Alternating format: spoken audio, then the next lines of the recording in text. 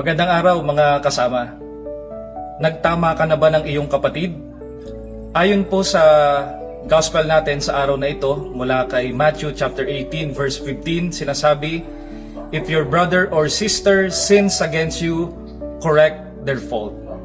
Alam niyo po, isa sa mga mahirap na gawin sa panahon natin ngayon ay ang itama mo ang iyong nagkakamaling kapwa. Bakit po mahirap? Sapagkat minsan tayo po ay napipigilan dahil kapag itatama natin ang ating kapwa, naiisip natin, karapat-dapat ba akong magtama? O pag nagtama din naman po tayo ng kapwa, iisipin natin, baka bumalik sa atin. Pero alam niyo po mga kapatid, ang pagtatama, lalo tigit ng nagkakamali nating kapwa, ay isang Kristiyanong responsibilidad.